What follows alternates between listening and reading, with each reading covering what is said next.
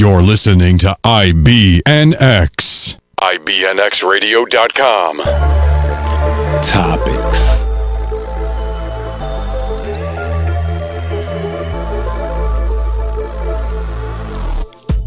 Top opinions presented in current sports.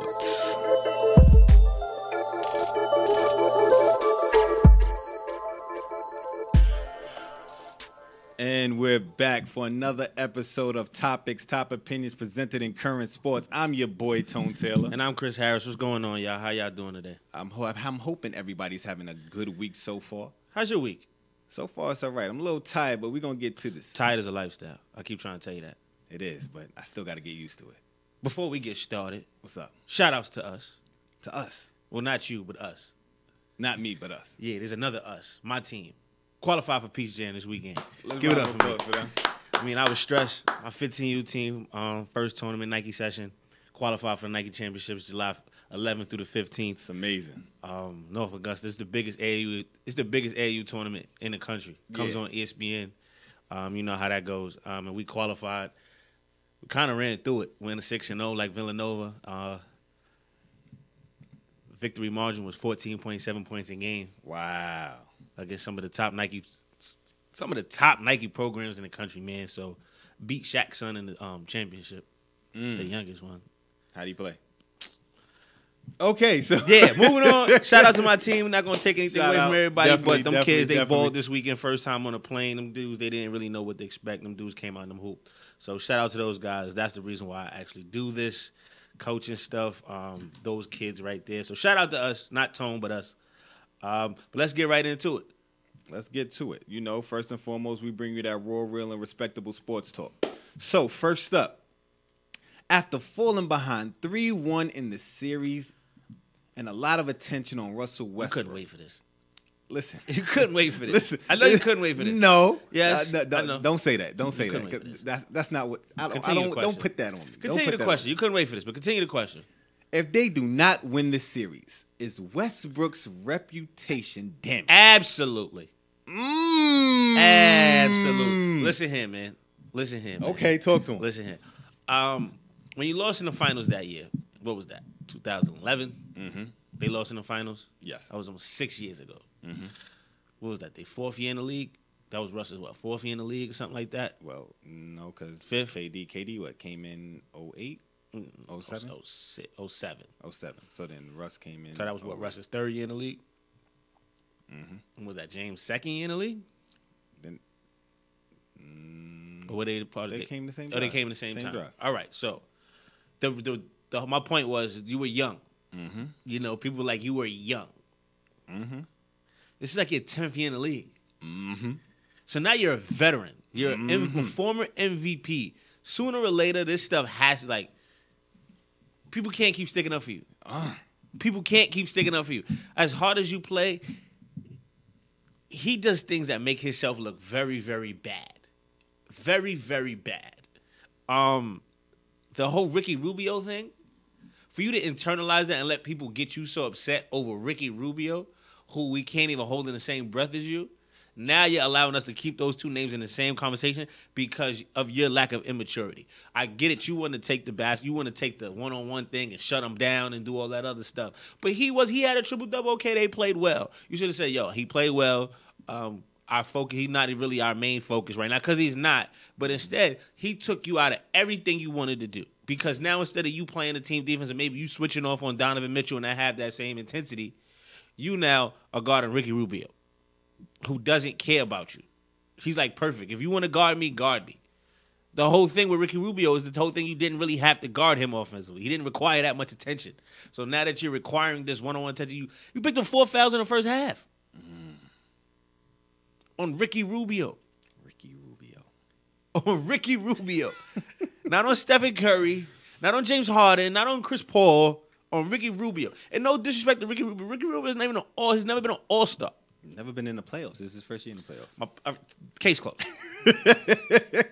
And you got people on your team probably looking at you like, what are you doing? What are you doing at this point?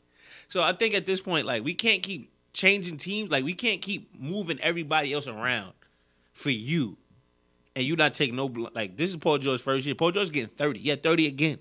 He's getting 30. This is what, his second or third game where he had 30 in the series. Can't be him. You wasn't expecting to get that much from Carmelo Anthony. Carmelo Anthony came in knowing he was the third option. So who is like? Well, originally he was supposed to be second. Then they got Paul George. Right. They got Paul George first. No, I think Melo went there first before they got Paul George. I don't think so. I think Melo got there. We'll check on that. I think Melo got there second. I mean last, because he got there like in August. Paul George got there early. Okay. I think Paul George got there first, if I'm not mistaken. But anyway, the real problem with the Thunder is they don't. It's bad. Like I really watched it and dissected. Like what is going on? Whoever gets it shooting it. It's like a pickup game. Like I get it, or I'm going to shoot it. This time you get it, you're going to shoot it. If Russell Westbrook can't turn down the hill and turn like a lob or a direct spoon feed assist, it's going up. It's bad.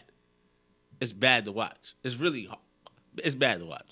It's bad. Like I watched, I was like, And Utah is just penetrate, kicking Joe Ingles 3, Donovan Mitchell 3, pick and roll Rudy Gobert, kick out 3. Like it's bad to watch. It's very, very bad to watch. That was very, very disappointing. I'm like. And I didn't want to say this, but I'm like, Russ, what are you doing? Like, just focus on what you got to do. These guys just move the ball. You guys are pretty, like, move the ball. Every time the ball moves 4 or 5 times, you guys score. At this point, I don't like it's on you this time, bro. You're the former MVP. You're getting all these triple doubles, and you down 3-1 to the Jazz. Nope, it's on you. It's on you. It's your rep. You done? I'm done. Go ahead. Before I even say anything, first and foremost, I just want to shake your hand. No, don't shake my hand. No, I don't like it. I don't. You being sarcastic. I don't want to shake your hand. Shake your hand. We're on the time. No, shake my hand. That's fine. Shake my hand. Why do I have to just shake my hand? I don't sir. want to. Just shake my hand, sir. Oh my God. I appreciate this. I appreciate it. I really appreciated this. I'm gonna touch on what you said, but let me answer that question first. Is his reputation damaged? Well, I feel he has a few hits to his reputation already. When you play Mortal Kombat, if I hit you 5 times with the circle button, is your health damaged? Yes, absolutely. All right, then, so that's a yes. So, of course, it's going to be damaged. It's going to take even a bigger hit. When they lose. When they lose. Agreed. We agree on that totally. And I feel the media is going to hit him first. Who wouldn't? Who but just because players are not going to just see that automatically. You know, I feel the media is going to hit him first. Mm-hmm. You know, then there's going to be players constantly hearing this, and then they're going to, it's going to start being calls around the league. Yo, how is it to play with Russ? How is it? Is it easy? Is it hard? Is it, what's going on? I think this series shows you that you don't need to make that phone call anymore. But it's even though you don't have to, it's still gonna happen. It's people that's gonna be clear. Someone on that team, like, what's going on over there? What's happening? I need to understand. I need to know. So, yes, his reputation is gonna get a major, major hit, especially going into these playoffs. You already underachieved throughout the season, but now you have playoff-ready Hall of Fame players. One a little past his prime, one in his prime, and you, the MVP, are in your prime. You have three Hall of Famers on that. 3 Hall of Famers. Because it's fair to say all 3 that will be in the Hall of Fame. And I'll say it's fair to say maybe Paul George has to do a little bit more, but it's fair to say. It's fair to say Paul George might have to do a little bit more. Okay. But if you look at the totality of everything, everybody gets so enamored and, just glorify Westbrook by his heart. He's a killer. How hard he plays. Every day. Give him a pass. So you kind of give him a pass. Try, it's not that they're trying to, but you know what? He's giving it 100% every game, day in, day out. You go to a game, Westbrook is going to give you everything. But people going to start noticing what other people have already been saying for a while now. He has no slow down button. He has no switch to turn it left. It's always right. It's always right. It's always one direction when it comes to him. Now we go talking about a game. Ricky Rubio goes off. Okay, cool. You let Charles Barkley get you upset. Ricky Rubio goes off. Now, let's be honest. You're listening to the media. The same player that has answers and says, what are you talking about? And, dismisses the media, you're listening to the media. Completely. Sometimes it can be hard. I get it. Completely. But you and a player, you're a veteran, like you said, almost 10 years in the league now. You're a veteran. If you analyze game film, I will hope so. You know what their offense entails.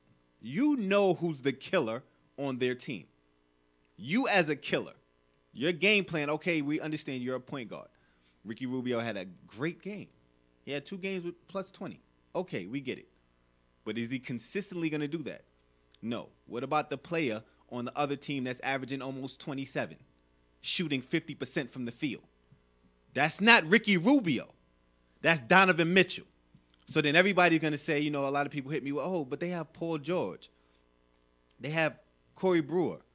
Okay.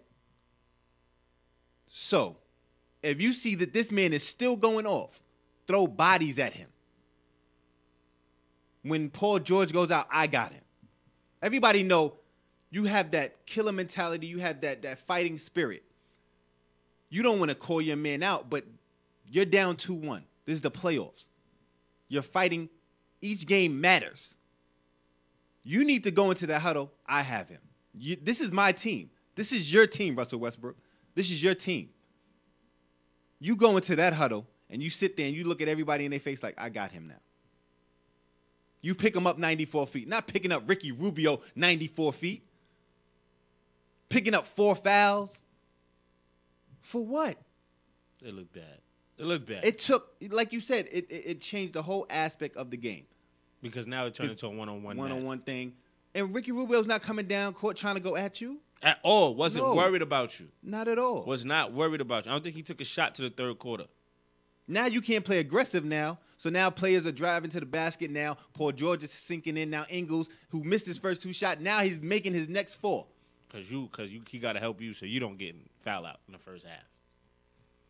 So he's going to really, really have to reevaluate his game. And then he's not going to. He's probably not. But this is what I brought up weeks and months ago. He needs that coach. Billy D is not that coach that's going to tell him, okay, no, you're not going to do this. You're going to do this. This is going to help us win. This is going to help you become that next notch player. Yeah, we know you're a walking phenomenon. Triple doubles. Yes. But you're doing this and you can't win. Last year you did it and everybody said you had nobody. You didn't have no help. Victor Oladipo wasn't giving you none. I think he averaged, 16? He wasn't giving you no help. You needed that other 20-point per game scorer. Victor Oladipo wasn't averaging 20 because of Russell Westbrook. Because it doesn't change. Now he goes to Indiana, and then they're in a 2-2 tie series with the Cavs. And he led his team to the playoffs. I understand that you always get more shots when you're the man. Now this is your team. I understand that. And people say, oh, no, now this is his team. Yes, but also understand when you're playing with a point guard that passes first. You telling me on that OKC team, if he had Chris Paul or if he had a Rajon Rondo, he couldn't average 20 on OKC last year? He averaged 16 with Westbrook. Everybody's saying Westbrook averaged, the most assists in the league. Yes, but understand how he's getting his assists. Melo, everybody was like Melo had a horrible game, but you also got to understand Melo is not getting the ball in his comfort zone. He's playing the 4 right now. He's not getting it on that high wing, that mid post. He's not getting the ball there. Right. He might get it low post, corner. Now he's a catch and shoot guy. So he's gonna have games where he struggles. He's gonna have games where he struggles because it's not his comfort zone. No disagreement there. So it's just it's tough. He's gonna take a major hit, and Paul George is gone, man. He's out. He's Bye. out of here. Bye. He's out of here. I can do bad by myself. The only way that you can think he's gonna stay if they make a run to the finals and lose. They're not gonna happen. But it's not gonna I happen. don't even think he wants to deal with that stress. At all. I don't think At he wants all. to deal with the stress. He wants to go home. Absolutely. He's going to LA. It's over. Let's do it. What's next? The Pelicans sweeping the Trailblazers, right? Told you. Did you tell me that? You said that when the playoffs started that the Pelicans. No, after game 2, you was like, because they was going back to Portland. They was going to New Orleans. Okay. I said it's over. Okay. Are you more impressed with the Pelicans or more shocked at the Trailblazers? I'm going to tell you this.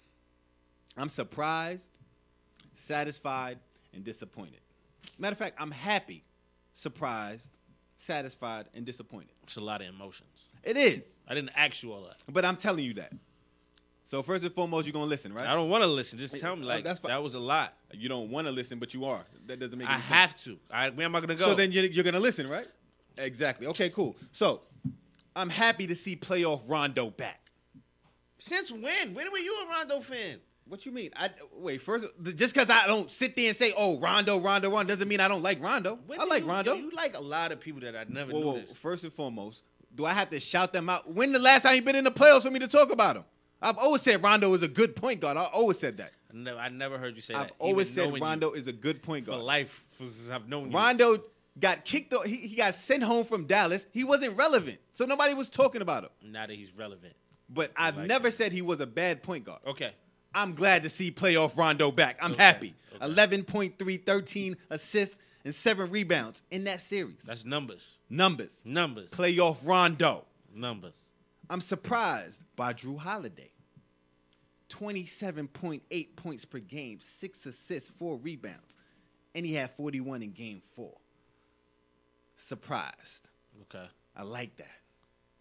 Satisfied. I know what Anthony Davis was going to give me. This is what he does. You know? This is the Pelicans. This is his team.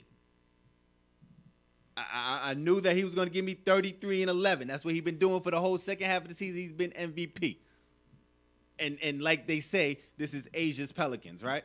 She's a Pelicans? You a Pelicans fan? Since Listen, when? listen. Since the first game when they played Golden State and they hit all those threes, she didn't even know who they was. But we're not even going Wasn't to that talk about last year? No, it was the first game of the season. Oh. It was last year, actually. It was last year. Technically, it was this season, but it was last year. No, so Nah. they played them the opening game 2 years in a row? Mm-hmm. Okay. So I knew what he was going to give me. 2 years ago when they made the playoffs, he was 31 and 10. So I was satisfied. I knew that he was going to give me that. I was disappointed in Damian, first team All-NBA Lillard. That's what he called him. So he said he should be first team All-NBA. And before the playoffs, he should have been first team All-NBA. I'm just letting you know I'm disappointed. I'm disappointed as well. 18 points per game, 4 assists, 4 rebounds on 39% field goal, and 30% from 3. Overall, 35% from the field. You can't, come on, Dame. This team is surrounded by you and CJ. I understand they were throwing double team, like this way. Literally every time he touched it, though, Literally. for 4 games, which was genius. It was. It was genius. It was. Disappointed. I'm disappointed. At least CJ gave me 25 on 51% shooting. But that was my whole emotions about that. What did you feel about it? I was more disappointed, I was more shocked at the Blazers than I was impressed by the Pelicans. People forget Drew Holiday was an all-star in Philadelphia when he was playing off the ball. Mm-hmm. Always could score the ball. I think he sacrificed a lot in his career coming to New Orleans, playing on the ball. Anthony Davis has just been has been the best player in the league since February. Him and LeBron, and then he's just surpassed LeBron as the best player, having the player having the best season since January. I mean, not the best player, but he's having the better season. Clearly, since the All-Star break. Clearly, Absolutely. Since Boogie's gone down, he's elevated his game. Rondo is Rondo. Rondo has the experience. This is what you sign Rajon Rondo for. Absolutely. Teams don't sign Rajon Rondo for the regular season. They sign him for the playoffs. Let's get to it. Damian Lillard, what I did respect about Damian Lillard was he took responsibility for it. He said, I know that I'm going to take the bulk of this. This is my fault. And as a franchise player, I should be taking the blame for this. I was just expecting him to just will them to one game at least. At least just, you know what, this is the game we're going out and we'll get like 48. I'm going to just will us to this. Yeah. And it didn't happen. So I think that's the more disappointing thing than the fact that they lost. It was more so that the way they was losing. Like, he didn't go out with like, yo, he's getting 37 in a loss. Like you're normally used to seeing Damian Lillard do 44 and 9 and a loss. He's gonna go out shooting. He's gonna go out shooting. You know, it wasn't like that. So I think that was the more disappointing thing with the Blazers. I get it. They need one more scorer. You need one more big to score. Okay. You just need one more guy that's gonna be able to just throw the ball inside to mid post, get you a bucket. Absolutely. They don't have that guy. They got some young guys, but they don't have that guy. Absolutely. We got to take a quick break. When we come back, we have some more topics here on IBNX Radio. You're listening to IBNX. IBNXradio.com. The station with the best music. Best music. I love the music. Best music. Hey, what's up? It's Jay-Z. Hey, I'm Mariah Carey. Hey, it's Katy Perry. It's your boy T.I.P., man. Get in. It's your boy Sean Kingston. What's up, y'all? I'm Beyonce. This is Nicki Minaj, and I'm in the mix with IBNX Radio. Okay, we're back. You're listening to Topics here on IBNX Radio. Next up, we have some more basketball, of course, with a 5-game sweep. You know, I call it the 5-game sweep. And I like that. I like the 5 games. 5-game sweep? I like Okay. it. I'm not even gonna fight you on that one. I actually like it. The 5-game sweep over the Miami Heat. Ben Simmons says that the team can go as far as they like, which is very, very interesting to say. I like Ben. I really, really like Ben. I really, really, really, really like Ben. Can the 76ers make the NBA Finals? Only way they make the NBA Finals is because Meek home. That's the only reason. Who? Meek. Who? Free Meek till they Oh. free Meek. Oh, yo, And welcome they freed home. Meek. Welcome home, Meek. So, welcome home, Meek Mill. You know, I think that was great for the city to close it out. You know, have him ring the bell before. He's very big for that city. Absolutely. What I noticed about the Sixers, and you're like, oh, you just not noticing this? Ben Simmons is successful because they play. I think the team is built to his play style. In terms of, they have nobody that can consistently get the ball and create a shot for themselves. Not one person. Except for Embiid. Not at the top of the key. Like, No, on the block. You talk about on the wing. I'm talking about perimeter. Because you know the game is more perimeter oriented now. Absolutely. I agree with you. So he gets the ball in certain spots and can create a shot. You know, jump hook, turnaround jumpers. But he's not getting 25 beating you off the bounce. Like a James Harden.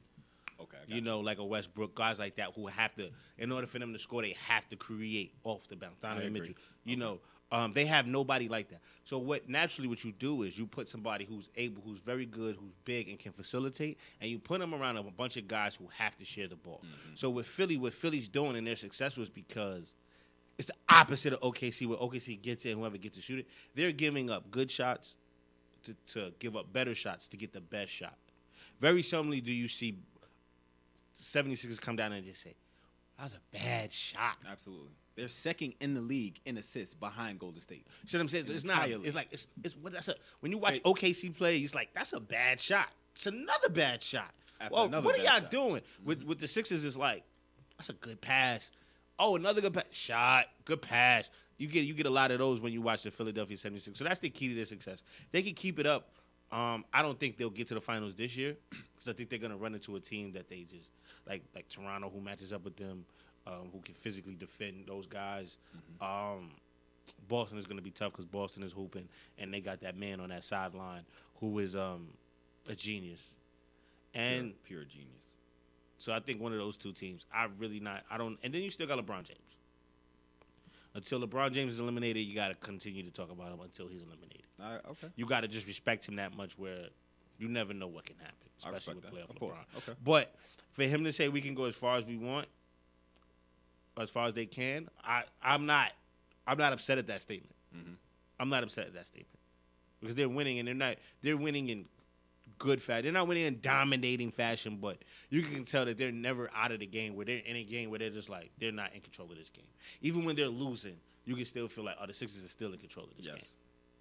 So I'm not upset at the statement at all. I'm not upset at all either about it. Without a doubt, I do agree. And that's without a doubt. Because I just look at what can possibly be in their path. Next up, they have either Boston or Milwaukee. Milwaukee, if you look, the main thing everybody talks about playoff time is, veteran leadership and stuff like that. Let's just say Milwaukee. Who's their veterans? Matthew Dellavedova. He plays 15 minutes per game. That's his veteran. That's their veteran. You're not scared at their veteran leadership. Boston. Kyrie's out. Al Horford is the veteran. Al Horford. Then you have Marcus Morris and Aaron Baines. Aaron Baines has a ring with San Antonio, but he wasn't a vocal point. But Al Horford is their leader. What also helps them is their coach, like we talked about. But I'm not scared at that veteran leadership. They had Miami, who was theirs. Dwayne Wade. Who's a mirror of himself. Mirror of himself, but he has that knowledge. Like, he just came off the bench. He willed them to that one game win. Game 2, he willed them. You understand? So I look at the East, and outside of Toronto, that has veterans that predominantly control the ball and play the most, there's nobody else that really has veteran leadership. And then you look at the veteran of all veterans, LeBron, it's only him. Okay, you put JR, but we don't know what JR is going to show up. Kevin Love, in or out. So when they're all healthy, possibly, yeah, they've been to the finals 4 straight years, 3 straight years, possibly 4. So they do have veterans, but I don't think that veteran leadership thing is going to play the most factor in these playoffs in the East. So that doesn't scare me. I look at talent. Talent-wise, I think the 76ers have the best top-to-bottom talent as a whole. As a whole. Next team that you look at is Toronto. So now I look at it. When would they face Toronto? Not until the Eastern Conference Finals. I think they can get past Boston. I know they can get past Milwaukee. If Milwaukee just happened to upset Boston and get to the Eastern Conference Finals. Now they can play either Cleveland or they'll play Toronto. Now, can you ask yourself, can this series go 7 games with either team? Absolutely. Now, if they play Cleveland, they have home court advantage. This can work in their favor. They can reach the NBA Finals. Yeah. They can absolutely. So, listening to Ben Simmons say that, I absolutely do agree that, yes, you can reach the NBA Finals. I have nothing wrong with it. Just looking at it and breaking everything down, yes, absolutely. Without a doubt.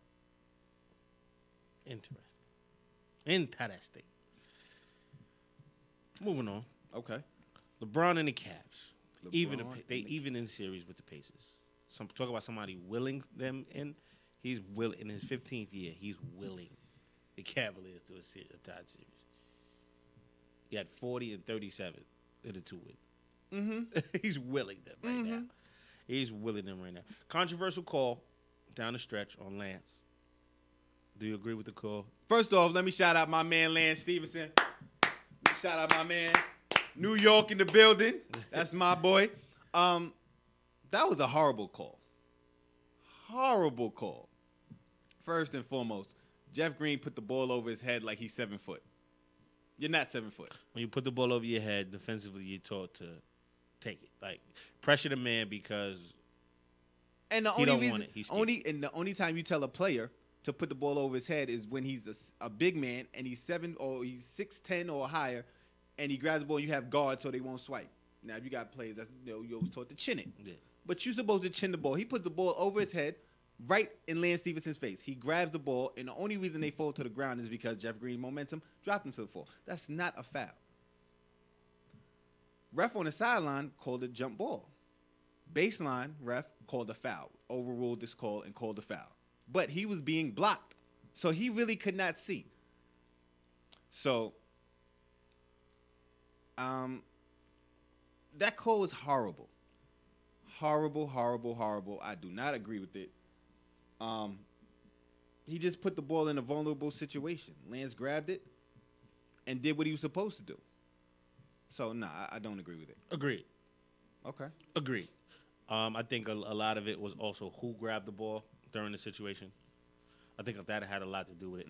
Him being the aggressor and known to be the aggressor defensively a lot. It was kind of like an anticipated, like as the baseline ref, you kind of anticipated. Like he's in the vicinity of the ball. Cleveland's going to, if Cleveland gets possession of this, I'm going to anticipate them fouling or him doing something to foul.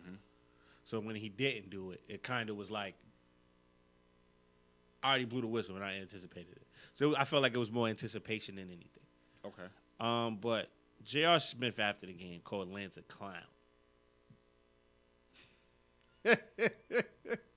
Thoughts on that one? It was laughable, but it was ignorant at the same time. When I heard, I was like, the nerve. Exactly. Like, you got some nerve. Like, you got a lot of nerve, bro. Are you not the same person that untied another player's shoes while they were at the foul line? Twice. The first time you got warned, the second time they fined you, I think it was 30 to 40,000 or something like that. And you're calling someone a clown? The nerve. That's what I took at. The downright gall of you. Who, like, what? JR? AR, JR. You my man, too. Jersey, stand up. But come on. Are you serious? I don't know if he got caught in the moment. I don't know. Recently, he's been, is LeBron has been the great. Like, he said a lot of things, and you know what? He's just riding. I don't know what it is. I don't know. I'm about to sit here and make an excuse. I don't know what it is. I don't understand it. I don't get it. Let's be honest. Can Lance be a little overzealous at times? Yes. He can be a little overzealous at times. A little? He can be a little overzealous at times. A little. When he blew in LeBron's ear and all that, yeah, he put his hand. Yo, Okay. Can he be a little overzealous? He could at be times, a bro? little over. He's not a little overzealous. He's overzealous overzealous at times. But that's how he is, bro. But We're listen talking to about this. somebody who I played against for 3 years of high school. But listen to this. He cost me 2 city championships. Him being overzealous is why he's in the NBA. Because he does the things that other people Won't don't do. But the reason I say he can be a little overzealous is because the things he does. Let's look at what's going on. How many technical fouls does he have? 1. He does not do anything to cost his team defensively. He plays hard. He'll pick up a foul here and there, but he plays hard. He does not go over the border to cost his team points or anything like that. No. He plays hard. They love him now. They love him there. That was the best thing for his career for him to go back. They love him. That was the best thing he could have did. He chased the money, got paid, and then went back. Got the bag and went back. For Charlotte paid him. Ridiculous. They paid him, what, $42 million or something like that? Ridiculous. It wasn't a good fit for him, though. It was not a good fit. At all. With the emergence of young NBA superstars under 25, is it safe to say that the NBA has been so dependent on LeBron over the years? And is it down to the point where with all these young superstars, does the NBA still need LeBron? The NBA does not need LeBron James anymore. I disagree with you, but okay. But because it's a little difficult for me to say that because I do a part of me like at the end of the day when you open up any NBA article or you watching ESPN, you watching FS1, whatever you watch, LeBron James is always on that countdown. Always. You always going to talk about LeBron. He's either breaking a record, his team is doing this, something. So, you're right. I probably can't say that they don't need him, but I can say this. This will probably be the first year that the NBA Finals does not need LeBron James in it. I agree with that one. I agree with that From one. the last time, let's just say, with the big three, not even the Bulls and D Rose. That was the last time I can remember a team that we wouldn't mind being in the NBA Finals in the East besides the LeBron James team. So I look at how the landscape is now. You know, last year and the year before and the year before that, nobody ever wanted to see another team in the East come out because it was going to be boring. LeBron had to go. So, again, this year, I wouldn't mind seeing Philly, the Sixers versus the Warriors. I wouldn't mind seeing Toronto versus Houston in the NBA Finals. I wouldn't mind seeing that. I agree with you in that aspect. I feel like the Warriors. This is the first year the Warriors don't need to be in the NBA Finals either. I think a lot of people don't want the Cavs Warriors matchup because both teams are just not at full strength. More so the Cavaliers, More so, yes. More so the Cavaliers. Like, their Cavaliers team is not good. Mm-hmm. Like, they're getting willed right now. They're not. That's not an NBA Finals team. Mm-hmm. That's not a team where, like, you like the matchups where you got Kyrie versus Steph, LeBron versus KD, Kevin Love versus Draymond, JR versus Klay Thompson. And you're really like, yo, these guys match up really, really well. It's not like that. You're like George Hill and Steph Curry. Really? You're not going to want to watch that. Okay. You're not going to want to watch that at all. I still think the NBA does need LeBron James, though. You always going to need somebody that's going to be able to cross generations and bring a lot of generations together. I think they have somebody.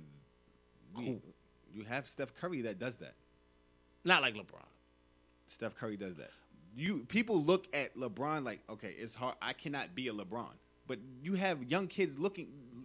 Curry has changed the face of basketball. Yes, for the young kids, but not for the older. Okay. Not for the older. For the people who still don't like the 3-point basketball game, you know, or some people that don't like or haven't fully committed to the way the NBA is played now. You still need guys like LeBron James who still can go and have that main mega superstar. Some people like that where they like the mega superstar and he's kind of willing his team on. And that's why I feel like this new crop, my mentality was of course the NBA needs or wants LeBron, but if LeBron James walked away from basketball today, the NBA is in great hands. Yes. Amazing hands. Yes. You have arguably 3 rookies that might be all-time greats. Yes. You have players under 25 that will be all-time greats. However, let me correct you. Let me stop you right there. Not correct you. Let me stop you right there. However, the guys that are under 25 right now, they haven't really done much. Not yet, at least. So that's why you still need guys like LeBron James who've done a lot to kind of balance it out. Because now, if you lose LeBron James, you're going to get a lot more players in the NBA who haven't done anything than guys who have. You're losing one player that's done the most in the NBA right now. Yeah, but then if you have other players that's in their prime now. Like, we're looking at 25 and under. They're not in their primes yet. But we still have players under LeBron that are in their primes that you have Steph Curry's 2 MVPs, 2 NBA championships. Over 25. Kevin Durant. But I'm saying these are people that if he leaves, we still have a leadership. You have a pocket. What I'm saying is you have a pocket of guys. But 2 of those guys that you're going to heavily rely on are on the same team. You got the Westbrooks, you got Harden, you got Steph, you got KD if LeBron leaves. And then after that, you got Chris Paul. And then after that, maybe you throw Kawhi in there, maybe. Yeah. You got to throw Kawhi in there. After that, it's like everybody else you're adding is a young guy who still hasn't yet to be – they haven't done anything. Even though Anthony Davis is 25, you see the world on his shoulders right now. Like, he can carry – But when you look at Anthony Davis, even though he's been in the league for a little while, right, was 6-7 years he's been in the league, you're still seeing what he can do. Mm-hmm. You're holding him in that same category as the young guys where – the league, LeBron dominated the league so long, like Kobe did, like Mike did, where nobody else was allowed to do anything, just because he dominated it for so long. But that's why I think it would be so crazy. It would be great to see, like, okay, who's gonna take that? Who's gonna be that next person? Okay, that's fair. So I felt like that would be amazing. That would be great. I wouldn't knock it at all. I would love that. Really quick, what do you really quick? This wasn't on the thing, but we had to talk about it. Houston scoring 50 points in the third quarter. Oh, my God. Can they keep this up? Do you really think they can keep this up? I think they're going to have spells where, because they're relying on their threes, just like Golden State. So it's going to be spells that, they go cold. And they may have, it's going to be time. They have 50-point quarters. Can they get to the Eastern Conference Finals? Can they make it to the Western Conference Finals? Western Conference Finals. Yeah. Why not? Why not? I mean, why not? Golden State is second, so Just they because won't you have to see see these him. teams, just because you see these, like, with these D'Antoni teams, you always see it. Like, you always see it. That's the only thing that scares me. And the only thing I liked about James Harden was he made the adjustment. He was coming out game 4. He was a huge ball stopper. Mm-hmm. Like, he had layups and would literally stop and dribble the ball out and then end up shooting a three. And I'm like, and then he looked way more decisive coming in the second half. What helps this Houston team, though, is they actually play defense. This year they got guys that defend. They Trevor have Arizas, people that the defend. PJ Tuckers, Chris So Pauls. it's another aspect. It's another aspect. So they have players that defend. So I feel this gets them to that point. They can make to the Western Conference Finals. They're just going to have to play Golden State, and Steph Curry will be back. But that's neither here nor there. But we're not even going to talk about that. But, yes, I do think they do have enough. We got to take a quick break. You're listening to Topics here on IBNX Radio. Ladies and gentlemen, each and every Monday from 7 to 9 p.m. to JC Squared on the Air Show featuring Jason J-Boy Carey, the socialite JC Squared on the Air. Reason Monday is your new favorite day of the week. Music, special guest, celebrity birthday, the daily student segment, crazy holiday, and today in hip hop. Check out IBNX Radio and the JC Squared on the Air Show. So much fun you didn't even realize you learned something. This message has been brought to you by Day Ray Media. Welcome back. You are tuned in to Topics here on IBNX Radio. Switching it up, the draft, NFL draft is a little less than 24 hours away, maybe 23 hours away in some minutes. The Browns reports have now said that the Browns will take Baker Mayfield with the number 1 pick. Baker Mayfield with the number 1 pick. Former Heisman Trophy winner. Baker Mayfield with the number 1 pick. Guy. That's your guy. You not like Baker Mayfield. I do like Baker Mayfield. What's your take on it? Do you think he should be taking number 1? If they like him, yes. I told you before, I think Baker Mayfield should go first. I think he's the quarterback ready now. He can go in and start now.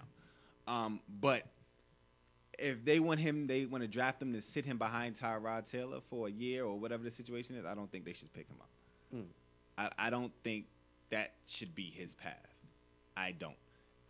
It doesn't make any sense to me. Like, they drafted, they got Tyrod. To bring in Baker to sit him behind Tyrod, I don't know if he's that teacher or I don't know. I don't fully understand why they would do that. But let me put a little twist to it. What if the Browns, because the Browns have been confusing me all off season. You know, they like 2 different quarterbacks. They want to go here. Like, I'm tired of it. I'm glad the draft is tomorrow. But what if they did this? What if they shook up the draft? At 1, they take Barkley. Which I said they should have did months ago. But They okay. take Barkley. They Okay. give Tyrod Taylor the helm. Listen, this is you. Because he never really got a fair shake. He's been topsy-turvy when it came in Buffalo and stuff like that. And did he start off in Baltimore? I'm not too sure. I got to look that I up. think he started off in We Baltimore. could look that up. Give him the helm. Give him the football. Like, this is your team right now. Draft Barkley number 1. Now you have Giants and you have the Jets at 2 and 3. They got to take a quarterback. There's no way. The Giants, I understand there's other positions, but there's no way you have an opportunity at 3 or 4 major quarterbacks that's ready to come in. You have a already Hall of Fame quarterback that can sit back, rely. At the end of the day, even though people knock Eli and says this, he has one of the greatest. He comes from a football family. His mind is crazy. He has a football mind. He can learn. So I think you have to go quarterback. Jets have to go quarterback. I don't even have to sit there and discuss anything. They have to go quarterback. Then the Browns have the 4th pick. What if they take Chubb? Now you have the best offensive player in the draft and the best defensive player in the draft. I think the Giants is going to take Chubb because they got rid of Justin Pierre-Paul. Yeah, That possible. I think I That's see that. possible. I honestly see that. That's possible. I honestly see that. That's possible if they take Barkley. But they will put the pressure on the Giants to decide in 2 minutes. That clock is 2 minutes for your next pick. Because they can shake up the whole draft. I think the Giants really gonna take Chubb, and then they gonna go get somebody like Dez Bryant, because they got rid of Brandon Marshall. I think they got rid of Brandon Marshall, even though he failed to. Did you see what he tweeted? Yeah, and then they released him right after that. Right after that. Yeah. So I think you go get Dez Bryant. You got the young tight end. Ain't no room, bro. And you got Odell back with Eli. I feel like you just throw the football and you just make your defense really that good. And you just gotta rely. Your running back just gotta be solid. It don't gotta be. What stellar. running back is gonna be solid? We haven't had a run game or O line in the last 4 years. I'm just saying. Now to answer the question about him being the number 1 pick, I thought about it, right? And you know me, how my mind works. I don't just think about just on field stuff. You know, he probably might be the best pick for the number 1 pick. He might be the best fit for the number 1 pick because there's always going to be negativity with the positivity. He can handle that. And there's nothing, since he's been at Oklahoma, there's nothing that they're going to say about him that they haven't already said. Mm-hmm. And for him to go through all that and still win the Heisman, fight through all that, he's not tall enough, or he's not fast enough, he's not big enough, not all the negative stuff. They had a whole segment on him on all his negativity. He got arrested, all that stuff, and the fighting and cursing and all of that's the profanity, all that stuff. And he was still able to perform at a high level. So you feel he can handle I feel like he can handle, not even at the number 1 pick. That the pressure that comes with the number 1 pick. I think he can handle that. I think he can handle that. Okay. I'm not sure these other guys, they've been placed under the fire. They kind of like Josh Rosen, Sam Darnold. They kind of just been like, you guys are good, but no real scrutiny has come your way. I get it. I totally agree. I understand what you're saying now. Because in college sports, you really have to do something for them to talk bad about you. Mm-hmm. And when they and very seldomly do they talk bad about multiple people. Usually when they find somebody to talk negative about, they usually stick to that one person. So Baker Mayfield has been getting the grunt of that for about 2 years now. Okay. First it was Johnny Manziel, and then after Johnny Manziel, it was Baker Mayfield kind of slid right into that. Mm-hmm. Nobody else in college football has really been talked about negatively like that since Johnny Manziel. So I think Baker Mayfield can handle that. Okay, that's a great point. Great point. Keeping it for the draft, the Patriots have shown serious interest in Lamar Jackson. Do you believe the New England Patriots want Jackson as the potential heir to Tom Brady? I think heir is the wrong word. Okay. I think heir is the wrong word. Okay. I think if you are able to get a great talent like a Lamar Jackson, then you take him. But to put him as the heir, as the great, arguably he's going to go down as one of the greatest quarterbacks ever. Because my dad hates when we use greatest of all time. So right now, Dad, I'm telling you, arguably with throwing all of that, as Tom Brady, one of the best quarterbacks. Nobody can argue that one. It's not disrespectful to any other generation. The Joe Montanas, the Peyton Mannings, the Drew Breeses, the Johnny Unitas, whatever generation you want to go with, the Steve Youngs, you got to throw Tom Brady in there in the conversation. To put that kind of pressure on Lamar Jackson, unfair. Oh, yeah. Unfair. Okay. Unrealistic. They're not even similar in play style. Not at all. So I think if Lamar Jackson goes to a system like New England, you put guys around him that make plays and stuff like that in his system, he'll be successful. But also, will he be Tom Brady? Yeah. Absolutely not. Tom Brady's a generational player. You're going to see one of Tom Brady, you're never going to see. You might see somebody who's similar, but you're never going to see another Tom Brady. You're never going to see another Tom Brady. And what separates guys that are similar is how they do it. What simulates Mike and Kobe is how they did it. Mm-hmm. That's what, they're similar in look, but the way they played the game was two different ways. Mm-hmm. They did it completely different. Mm-hmm. So I think it's very unfair to put, he's the heir to Tom Brady. I think it's unfair for anybody to be the heir to Tom Brady. I don't think there can be an heir to Tom Brady. But if you can get a talent like Lamar Jackson, I look at it as, even if you got 2 more years with Tom Brady, Lamar Jackson is a person that, you know what?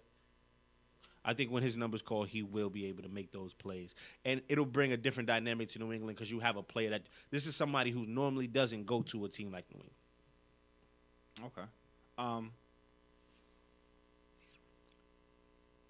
I totally understand what you're saying. Just to refer back to the question, Bill Belichick, in the history of his career, I think he started coaching, in 1975 or something like that, as assistant, but he became a head coach maybe like 25, 26 years ago. It was a great. The Jets. He was the Browns at first. Browns coach. He was the Browns coach. Browns.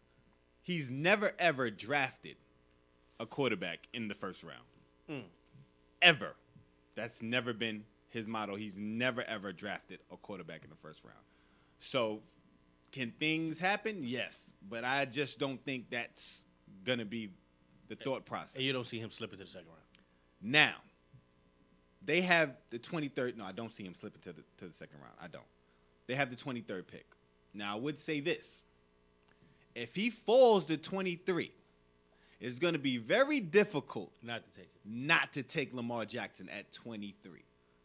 Because they have him going, I believe, maybe to Arizona. Maybe to Arizona in a team somewhere.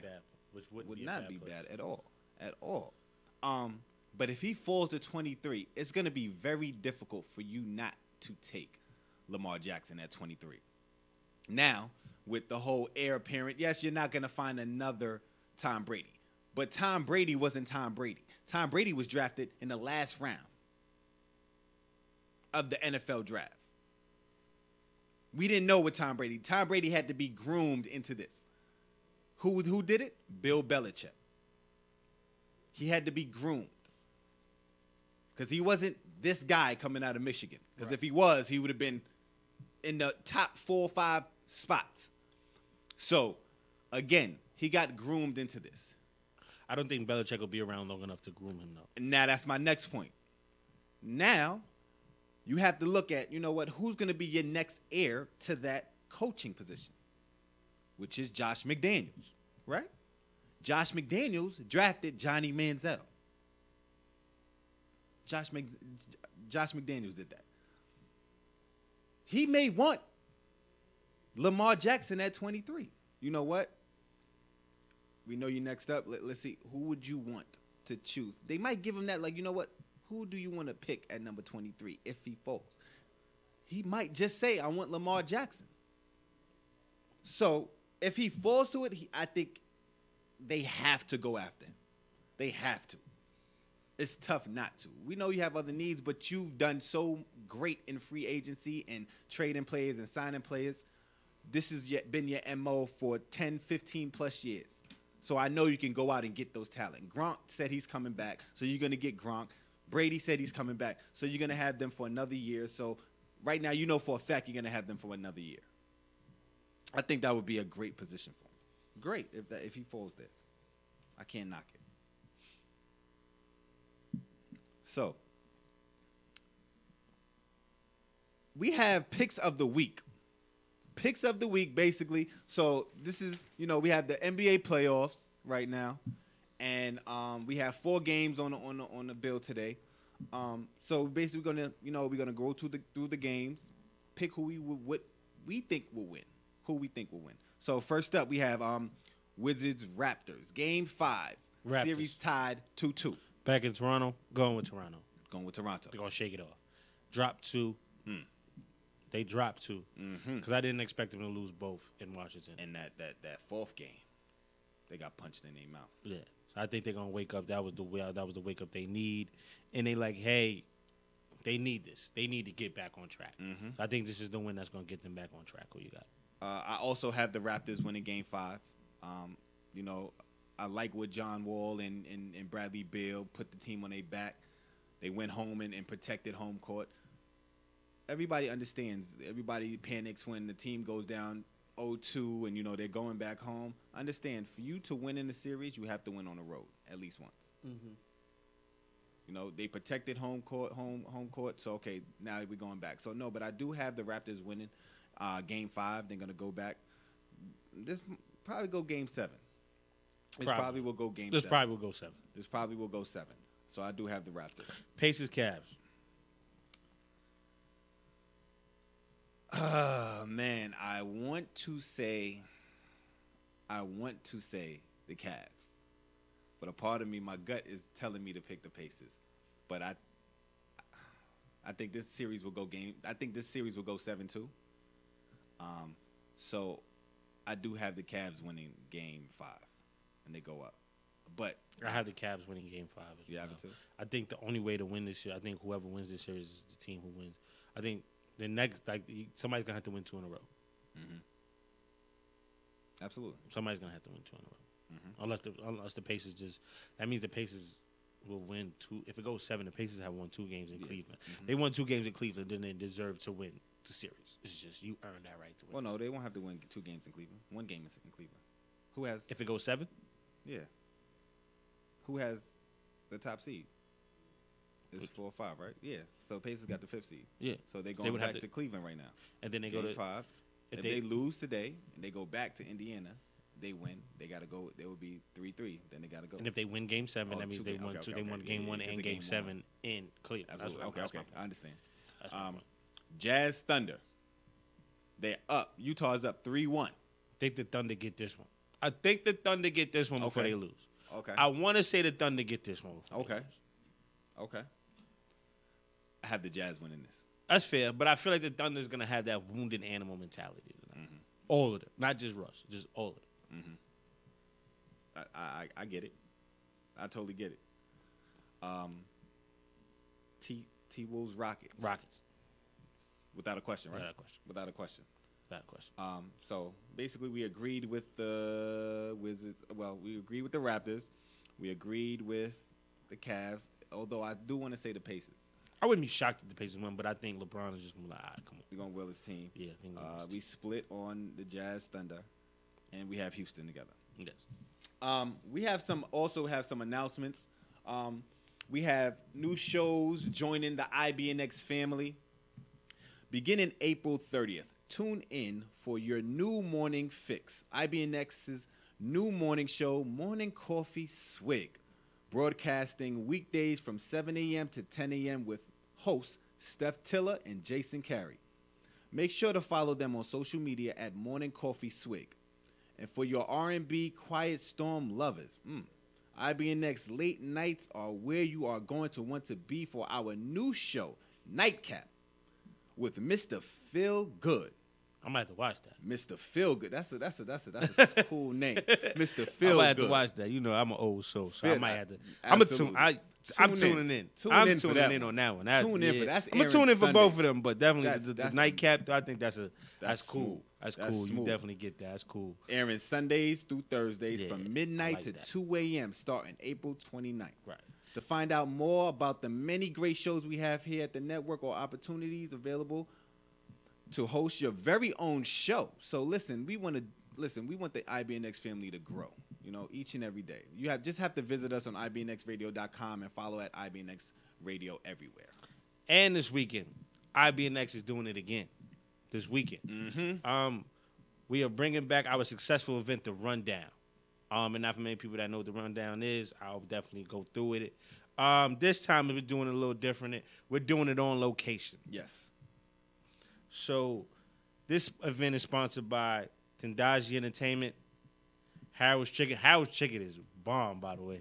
Thank you for taking me to Harold's Chicken. You're the first person to take me to Harold's Chicken. And the Ice Bar in Marietta. So those great sponsors. The Rundown is being held this Saturday, April 28th from 11 a.m. to 11 p.m. Yes, 11 a.m. to 11 p.m. We are on air for 12 hours with live performances, great interviews, and a meet and greet with our team from our IBNX team. There will be members from IBNX still there helping you out, networking, all of this while enjoying some delicious food and drinks. Admission for the event is free. Free. That means it costs nothing. Free. Know y'all people like free. We know and y'all you like really don't want to miss this one. Tell a friend to bring a friend. Business owners come out and just network. Show off your product. Show off your services. Right here on air where people are going to be able to hear this stuff live and direct. You got a real direct connection to the audience. All music genres, other talents such as comedy, poetry are welcome to register to perform, or for a featured interview, visit ibnxradio.com/the rundown. Vendor spots are also available. To keep up with our events or to have your event spotlighted, follow IBNX Media on Instagram today. Let's get to it. We have to take a quick break, and when we come back, we have some more topics here on IBNX Radio. You're listening to IBNX. IBNXradio.com. The station with the best music. Best music. I love the music. Best music. Hey, what's up? It's Jay-Z. Hey, I'm Mariah Carey. Hey, it's Katy Perry. It's your boy T.I.P., man. Get in. It's your boy Sean Kingston. What's up, y'all? I'm Beyonce. This is Nicki Minaj, and I'm in the mix with IBNX Radio. Welcome back. You are tuned in to Topics here on IBNX Radio. And finally, the bats have woken up for the Yankees. Oh, my goodness. Finally, the weather has turned in New York, and the bats have turned also. Okay. Miguel Andujar makes Yankee history as well. Are the Yankees finally getting their championship mojo back? I think they got it back last year.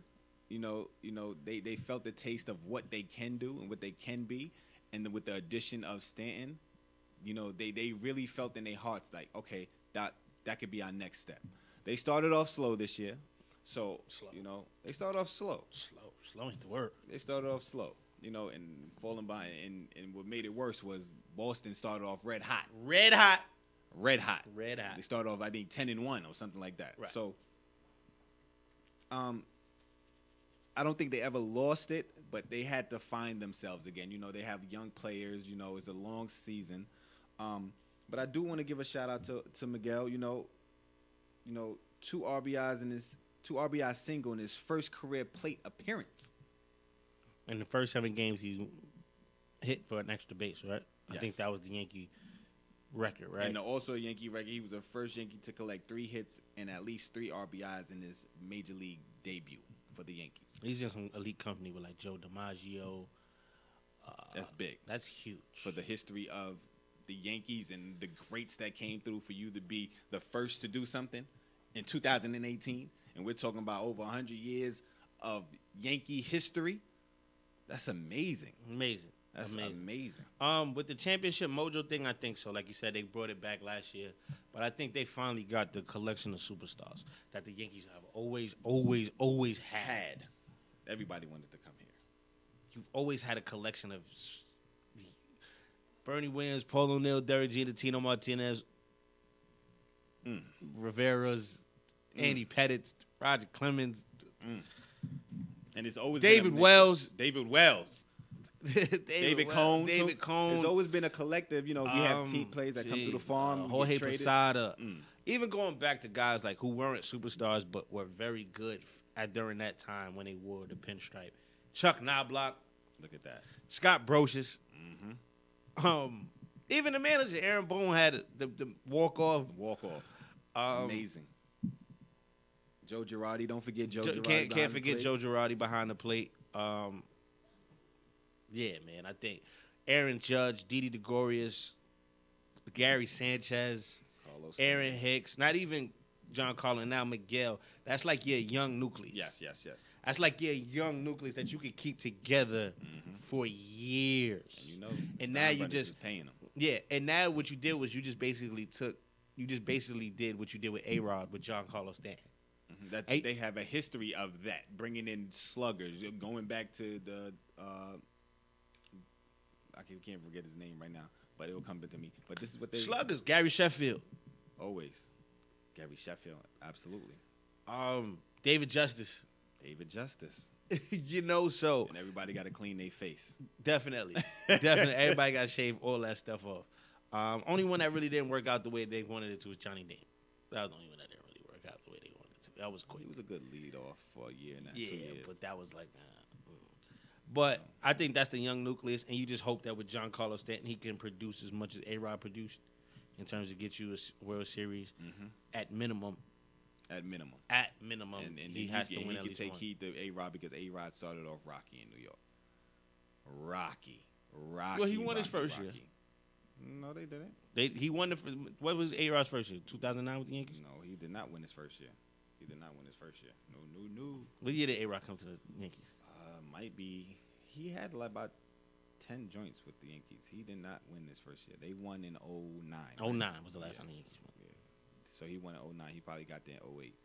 Oh, so he won his second year. Okay. So that's my point. So, with the Yankees, I think that this is now their pitching. Has to come alive too. Yes, we get in the bats. Can we get some pitching going too? Yes, please. Yes, please. That bullpen. The bullpen was our ride or die last year. Can we get back to that? We have the bats now. Yankees, please. Please. We got the bats now. We need the Lord. pitching now. We need the Come pitching. on, man. We need the pitching. Stanton coming alive every 2 games, but he's getting That's there. all you need, though. They won 4 in a row. That's all you need, They though. won You 4 need in a him row. just to be good every other game. You don't need him every game. Come on now. You need your guys like Sanchez, Hicks, Gregorius. You need those guys on a day-to-day basis. Yes. Come on. You need those We guys. know it's gonna be nights that John Carlos strikes out. Yeah. That's what he does. That's what he does. He's you got going for the home run. Yeah. So yes, we understand. Even when he hits a home run, it looks like he didn't even get all of it. Right? He hit one the other night. It's just like he didn't even look like he got all of Effortless. it. He just put the bat on it. It's just like he Okay. almost like he check That's swing, like he power. wanted to check swing and he homered. power. Yeah, Power. that's just crazy power. Love it. It's on you. A little twist, like we touch multiple sports here, and when I'm still something- waiting for you to do this, by the way. Really. I'm waiting for you to go to a hockey game. That's what I know. I just say that's I'm what you're waiting for you to go to a hockey I game. have to. I know. I keep saying it, so we got to do it. Next season, we got to do it. That's fine with me. All right, cool. we got to do it.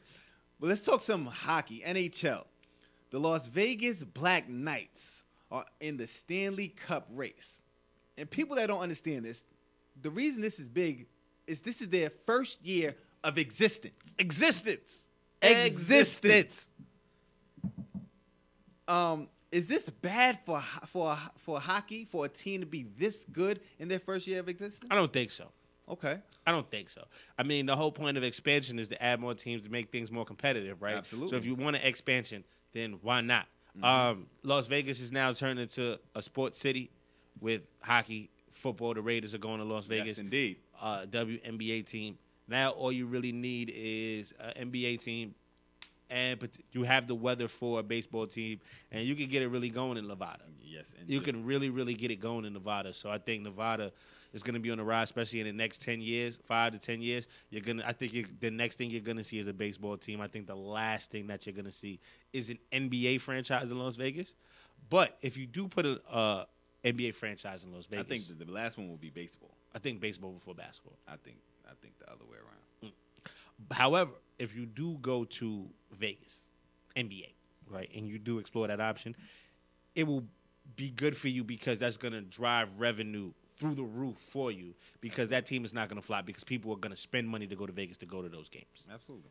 You're gonna get a lot of tourist attraction. Wow, hey, we're in Vegas for the time. Let's go catch a game. You're not gonna get. The only problem is with Vegas is you want what drives the NBA franchise is season ticket sales. Vegas, you're not really. I don't think you're gonna get too many NBA fans in Vegas that live in Las Vegas. I wouldn't say that because I just don't think the population is there.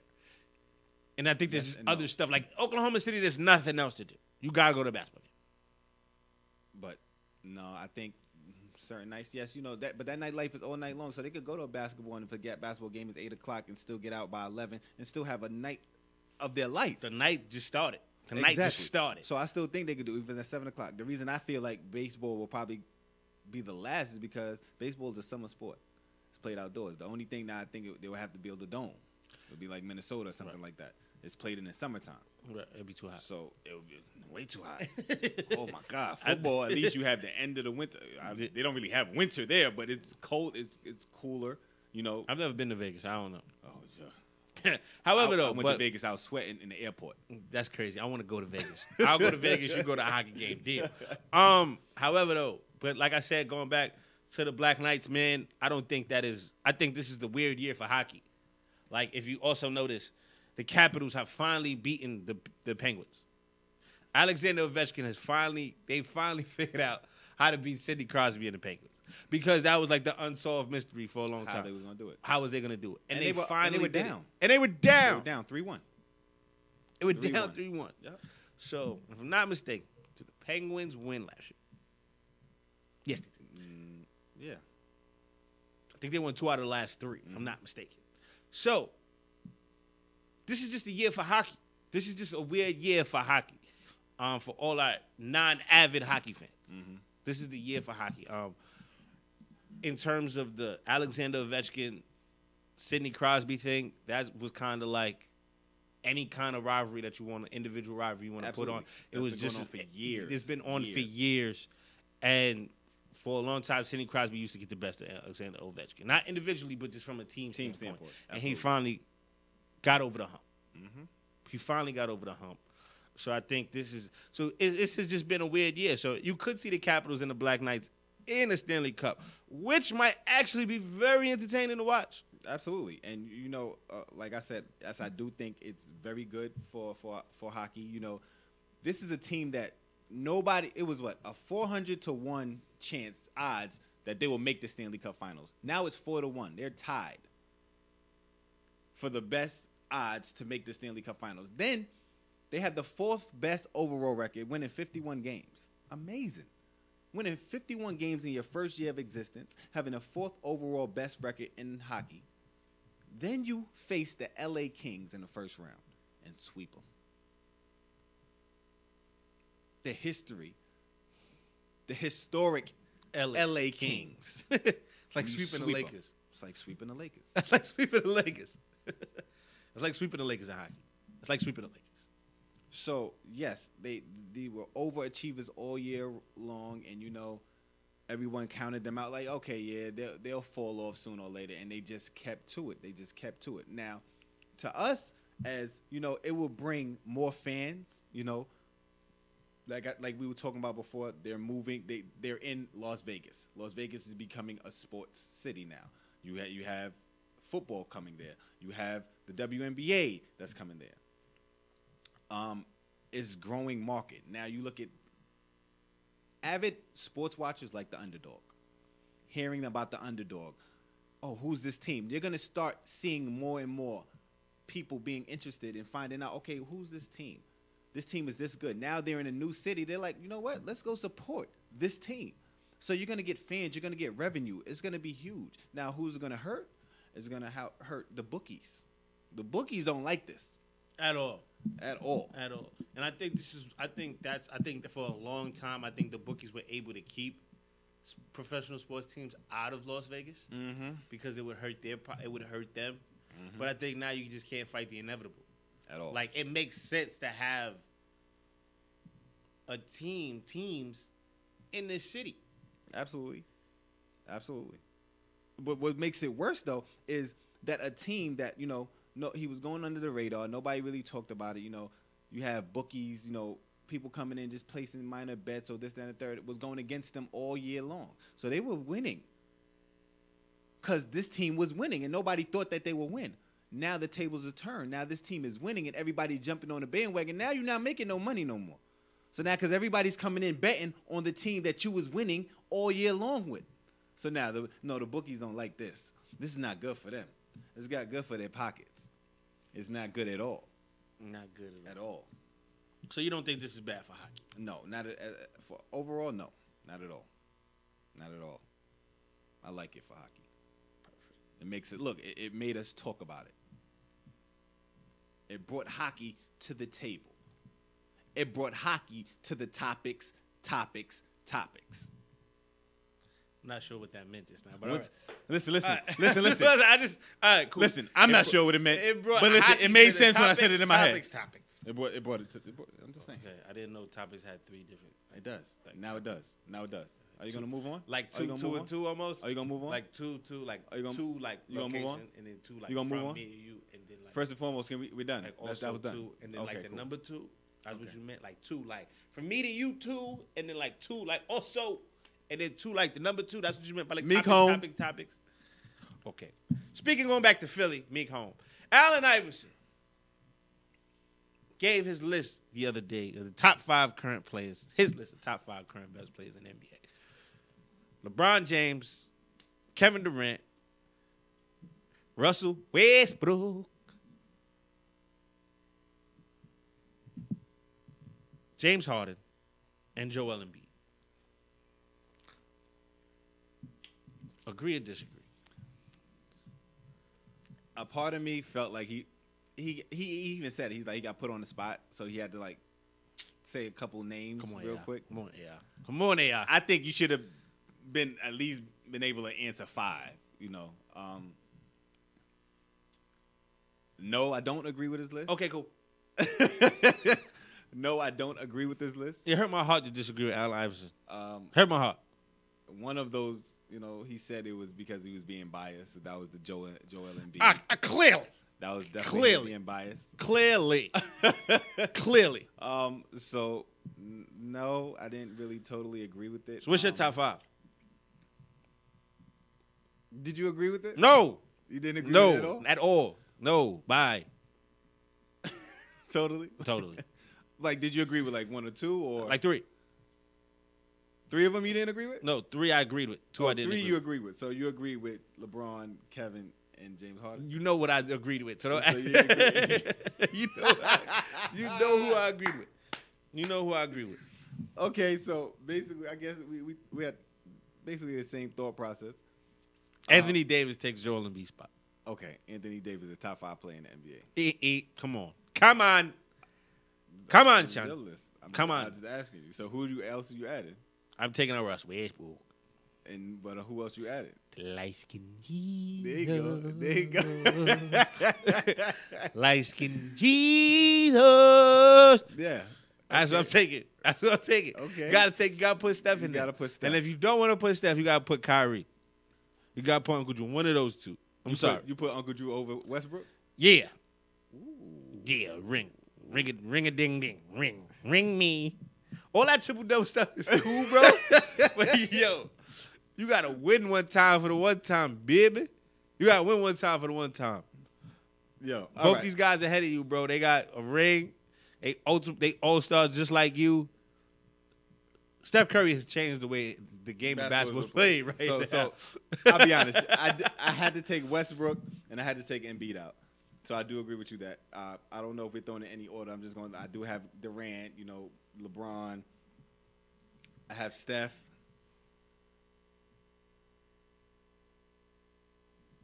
I don't think Russ and Embiid are even 7th right now for me. For you? For me, Ooh. Not even 7? not even 7. Like they like 8th and like Russ is probably 8th in my opinion. Who you? 8? Yeah. So you have like 3 other people, or 2 out of the top 5 that's still ahead of him. That's interesting. I mean, I got to put Steph. All right. Okay, Harden. I want to put Ant Davis first. In no particular order. You can't put those guys All in right. order. No particular order. Yeah. Like any of those 5 guys though. You Like, can but mix any of outside of those the 5. 5, you could just like list like And Kawhi hasn't played, so I got Russ ahead of Kawhi. I Right do now. have Russell right now, I or got- even if he played. even if he played, I would have Russell. So who do you have at 6 or 7? Kyrie and Greek Freak. You got Greek Freak ahead of Russell Westbrook? Yeah. I feel like Russell Westbrook is underachieved with the Thunder. I get it. And Greek Freak is overachieved with Milwaukee. oh my God, He's overachieved with Milwaukee. I can't. I don't know. I don't know. He's I'm kinda- overachieved with Milwaukee. Milwaukee has Jason Terry still is on the team and plays significant minutes. Jason Terry don't play significant minutes anymore. Jason No Terry's way. old enough to be your grandfather, and you're old. Too far. I went too far. Hold too far. Come on, too hold far. on. I hear a little bit too much chuckling in the background. I went too far. I'm sorry. Listen. much time we got I'm left? not old. I'm just older. You hear me? Older. I'm just. A lot of people say wise, but wise sound old though. When you say like, oh, I'm wise, it sound old. Like that's an old. I want to say I'm just older. Older you. than what though? Older than you. I'm still young. So then I'm just older than a young person. See how that go? See how that go? I'm just older than a young person. So what kind of what kind of young Why? person are you talking about? Like a young adult, talking like about you. like person out of college, Or we talking about like a person who's now like establishing himself as an adult, who's on the cusp of being old? Because I'm on the cusp of being old. So if you're older than me and I'm on the cusp of being old, what does that make you? You're on the cusp of being old. How close on the cusp are you? Huh? How close? Huh? Yeah, how close? How close? Any day now. Any Any day now. I Okay. feel old any day now. Okay. Life is stressful. Now, let me tell you something. You're not on the cusp of being old. You're just on the cusp of being older. That's where I'm at, older. Okay. We're not going to use old, okay? Okay. We're not going to use that. Thank you, sir. What makes Appreciate you it. We're not going to talk about that. Listen, Listen, so the question, right? Since you're older, like how older are you? Are you like this kind of the movies older? All right, so this how old I am. Now, I got something for you. I got something for you. I'm old enough, right? Because when Allen Iverson, and you're going to be mad I brought this up because we ain't want to talk about it, but I'm going to talk about it because we're going to talk about older players. We're going to talk about it. Let's talk about the old generation. Let's talk about Allen Iverson said, listen, he likes hearing all this talk about, it's always the talk about LeBron James and Jordan. LeBron James and Jordan. Right. But you know what he said? How you know what he about said. Kobe Bryant, right? What about that man? Mama, there go that man again. Listen. Kobe Bean Bryant. How do I we hear you. forget about him? No, don't get monotone. Who forgot about him? Don't there be listen, there's always talk about Kobe, about LeBron and Jordan. Which proves my point. What? I'm sorry. Which proves my point. I thought it got caught up in the microphone. My bad. I got you a little bit. You got excited. Go ahead. What proves your point about what? You old because you bringing up this stuff again. Listen. You said You Allen showing Iverson your is your age. guy. You showing You your said age. AI is your guy, right? You showing AI your was age. in that era. Yeah. AI was in that era. But I told you any day now. You not holding on. I'm Lord. Just I old can't age hold on no take more. me. I'm embracing the Old older age take me. Oh, that's The light hitting that bed. I try to tell you, light hitting that. Is it little grays? Just for men. We need to get sponsored by them. You said Just it too. for me. You got the Clyde Frazier going. That's cool. You throwing shots. I ain't throwing shots. I'm just Okay, saying. first and foremost, I'm we're just not saying. gonna talk about that. I'm just saying. At this point, you getting a little old, bro. Like I am. I'm embracing it though. yeah, but I mean to go. But AI said I really don't want to talk about it because like it's obvious. Like you can't. Come on, man. You can't forget about Kobe Bryant. Okay. You can't. But why do you forget think about- some people forget about him? I think it's Why do most old people forget stuff?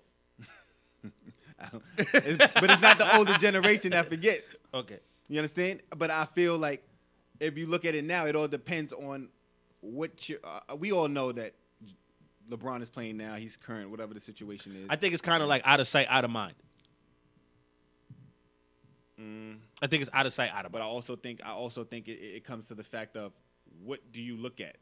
Everything that they glorify about LeBron James is about stats, right? And him filling up the stat sheet. I was answering your question in terms of why do you think people forget about Kobe Bryant?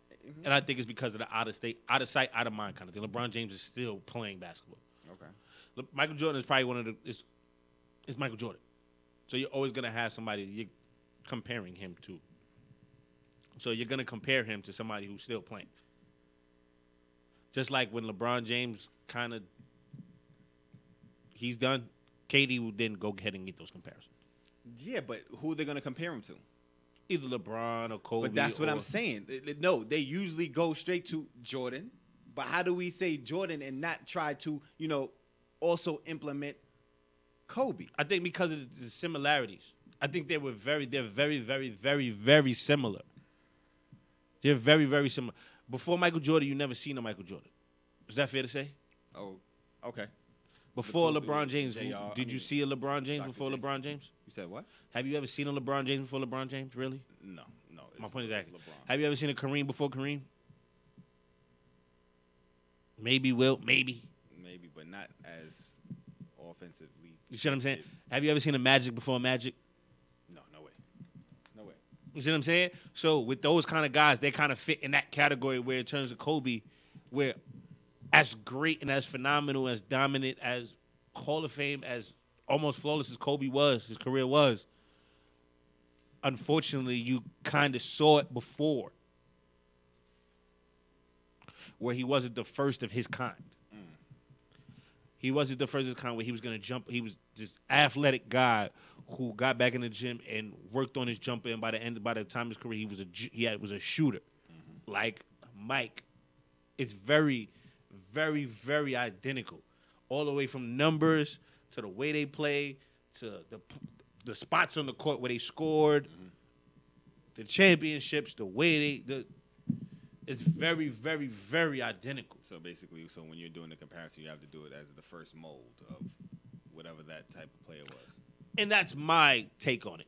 I really don't know I don't have the direct answer, but that would be my take on it. I get it. That would be my take on it. Why do you think people forget about Kobe? Oh, I mean, I think it has a mixture to do. That does make sense. I also think people nowadays glorify, the stats and how he fills up the stat sheets, which I have no problem. Like, okay, there's always people's different levels of greatness. So that's why a lot of people will walk around here, say it different from the media. Kids, LeBron is better than Jordan.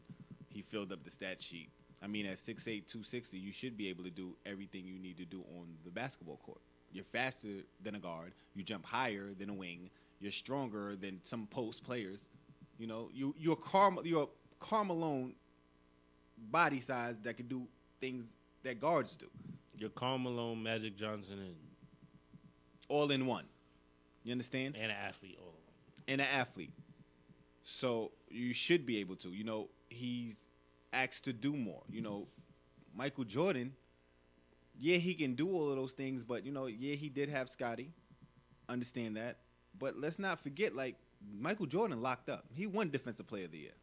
He led the league in steals multiple years. Okay? Kobe Bryant has all NBA defensive first teams as well. But no, I just think they look at this like, okay, he fills up the stat sheet, and the only person they could compare him to, because they may feel Kobe doesn't do everything as good as LeBron did. So, okay, let's talk about the great, Michael Jordan. That's the only person. So that's why I think they take heed to that. But it's hard to compare LeBron to Jordan because they're two different type of players as well. I agree. Just like you won't get like a Kyrie AI comparison. Even though you should, you really won't get it. Just because when you're a guard, you're just used to the guys having a handle. Mm-hmm. Guys being dynamic with that ball in their hand and being able to create for not only themselves but other guys. Just look at it. Think about all the guys. Going back to the 70s with Pete Maravich and Tiny Archibald. Mm-hmm. And coming out to the 80s, Magic and Isaiah. Mm-hmm. The 90s with AI, Tim Hardaway. Even going back before that, Walt Clyde Frazier. Mm-hmm. Those guys would, you just need, those are the guys you just, like the closest thing to LeBron probably was back then was Oscar Robertson. But just not physically, athletically, you just never seen it. That's the thing. With Kobe, you've seen it before. Okay. So, I mean, unfortunately, that's just how it is. Okay. I I respect that answer. It's still Mamba till I die. Heard you, sis.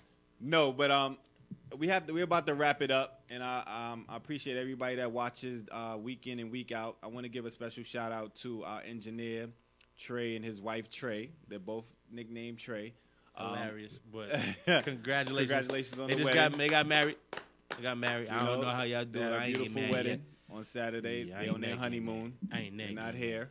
I ain't getting married. Just wanted to give them a shout out. Congratulations, many blessings, and many more years together. Where they went? Do you know where they went? For the honeymoon. For the honeymoon. You say either you know or you don't know. Jamaica. Ooh. Jamaica. Noise. I'm about to get some oxtails right now. You about to get some oxtails? Yeah, we out of here, ladies and gentlemen. Thank you for tuning in to this Topics on IBNX Radio. I am Chris Harris. And I'm Tone Taylor. We out.